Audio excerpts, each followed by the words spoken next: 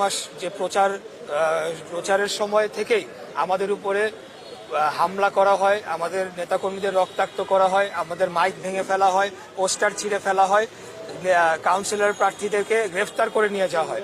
এর মধ্যেও আমরা নির্বাচনের দিন যখন আমরা যাই বিভিন্ন কেন্দ্রে, তখন আমরা দেখতে পাই যে আমাদের কোনো পোলিং এজেন্টদেরকে সেখানে থাকতে দেওয়া হয় নাই, সকলকে মারধর করে বের করে দেওয়া হয়।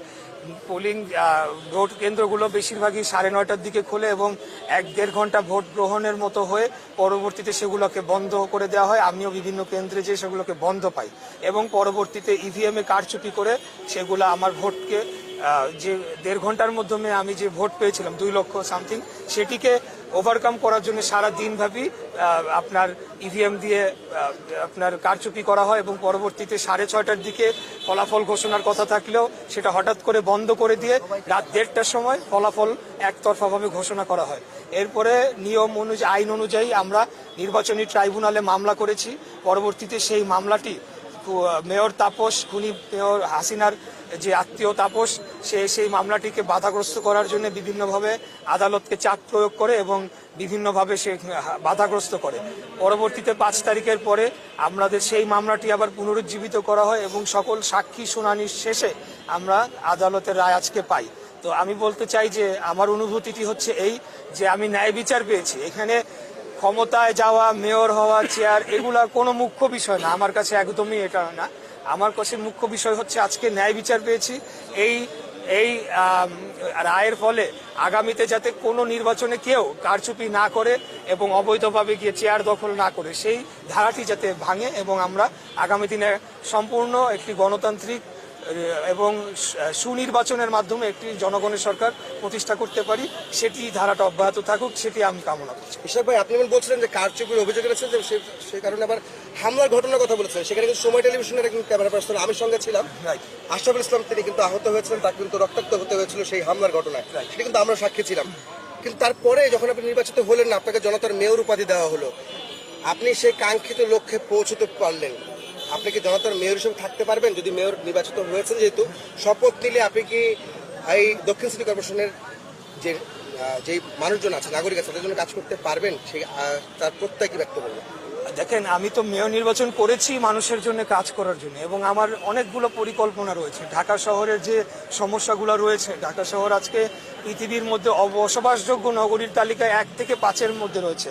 আমাদের এখানে যানজট, আপনার air pollution, noise pollution, waste management সহ এবং অতি বসতিপূর্ণ হওয়ার ফলে এবং অপরিকল্পিত নগরায়নের ফলে যে সকল সমস্যা রয়েছে, সেগুলোকে সমাধান করার জন্যই তো আমি মেয়র নির্বাচন করেছি। আমাদের নেতা দেশনায়ক জনাব তারেক রহমান, উনি আমাকে প্রতিনিয়ত তখন গাইড করেছেন, আমার ম্যানিফেস্টো তৈরিতে উনি সাহায্য করেছেন, উনি যেভাবে বলেছেন কাজ করেছেন। এবং আমাদের সিনিয়র নেতৃবৃন্দ আমার পাশে, আমার অত্যন্ত শ্রদ্ধেয় আমার চাচা জনাব রুহুল কবির রিজভী আহমেদ রয়েছেন, ওনারা যেভাবে আমাকে সমর্থন দিয়েছেন, সেটা তো জনগণের জন্য কাজ করার জন্য। হ্যাঁ, এখন আমি শপথ নিব কি নিব না, এটা হলো সম্পূর্ণ দলীয় সিদ্ধান্ত, যেটা আমি ইতিপূর্বে বলে এসেছি। আমি দলের প্রার্থী ছিলাম, দল যেভাবে আমাকে নির্দেশনা দিবে আমি সেই অনুরূপে কাজ করে যাব। আমরা একটু রুহুল কবির রিজভী আহমেদ, যিনি বিএনপির সিনিয়র যুগ্ম মহাসচিব, তার সাথে কথা বলবো। আজকে যে ইশরাক হোসেন যিনি নির্বাচিত হলেন বা আদালত তাকে বললেন, ঘোষণা দিলেন মেয়র হিসাবে, আপনারা কি বলবেন যে শপথ নিতে তিনি পারবেন কিনা? দল কি বলছে সেটা তো বলবেন। প্রথমত আমি বলবো যে আদালত সুবিচার করেছে এই মুহূর্তে, এই জন্য যে গণতন্ত্রের জন্য লড়াই এবং যে গণতন্ত্র সুবিচার, ন্যায় বিচার নিশ্চিত করে, সেটার পথে এখন আমরা এগিয়ে যাচ্ছি ফ্যাসিবাদের পতনের পথে। সেক্ষেত্রে আমি মনে করি আদালতের এই রায় গণতন্ত্রের পক্ষে এবং সুবিচারের পক্ষে একটা বিরাট, আমি বড় ধরনের রায়। আজকে এই রায়ের মাধ্যমে প্রকৌশলী ইশরাক প্রমাণিত হয়েছে যে সেই হচ্ছে জনগণের মেয়র ছিল, জনগণের অন্তরের মেয়র ছিল সে, এবং সেই হিসেবেই তার এই সুবিচার পাওয়া গেছে।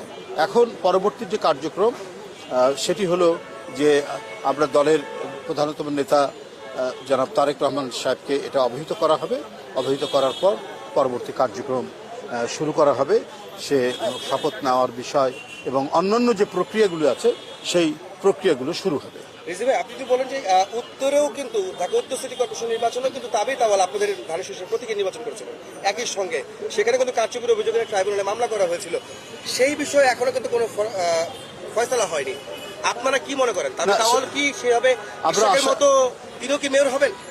নিঃসন্দেহে যদি সে বিচার যে বিচারাধীন যেটা রয়েছে, সাবজুডিস যেটা রয়েছে, সেখান থেকে ন্যায় বিচার পাবে এবং ন্যায় বিচার পাওয়ার পর তারপরে সে দলের সমর্থন নিয়ে মেয়রের শপথ নেবেন কি নেবেন না, এই বিষয়গুলি তখন নির্ধারিত হবে। এখন যেমন এটা নির্ধারিত হয়েছে, তবে এই মুহূর্ত পর্যন্ত আদালতের যে রায় জনমতের পক্ষে, গণতন্ত্রের পক্ষে এবং ভোটারদের ভোটের পক্ষে, সেই রায়ের জন্য আমি আমাদেরকে নিজেদেরকে খুব ভালো লাগছে যে আমরা সামনের দিকে একটা শক্তিশালী গণতান্ত্রিক কাঠামো গড়ে তুলতে পারব।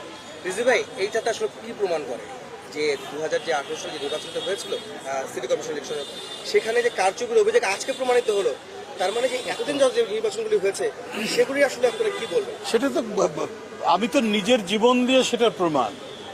প্রকৌশলী ইশরাক এবং তাবিদ আওয়ালের নির্বাচনে আমি ব্যক্তিগতভাবে সন্ত্রাসী হামলার শিকার হয়েছি কারওয়ান বাজারে। ধারালো অস্ত্র নিয়ে আমার উপরে করা হয়েছে, হামলা করেছে। তো এর বাইরে তো আর কিছু নাই, আমি তো নিজের জীবন দিয়ে। আর সারা সিটি কর্পোরেশন উত্তর দক্ষিণে চলেছে সন্ত্রাসের মহাযজ্ঞ, মহারাজত্ব। ও যেটি বলেছে, ইশরাক যেটি বলেছে যে 9টার মধ্যে সব ভোট শেষ, বন্ধ করে দিয়েছে, পোলিং এজেন্টদেরকে বের করে দিয়েছে এবং সাধারণ ভোটাররা লাইনে দাঁড়াতে এসে তারা সন্ত্রাসী পরিস্থিতি থেকে তারা সব ফেরত গেছে। এটা শেখ হাসিনার ফ্যাসিবাদী যে নির্বাচন, হাসিনা মার্কা যে নির্বাচন, সেই নির্বাচনের একটা উৎকৃষ্ট দৃষ্টান্ত হচ্ছে সেই সিটি কর্পোরেশন নির্বাচন। সুতরাং এর বিরুদ্ধে মানুষের যে ক্ষোভ, সেই ক্ষোভগুলো নিঃসন্দেহে আদালত সেগুলোকে বিবেচনা করে তারা এই সুবিচারটি করেছেন। ধন্যবাদ। একটা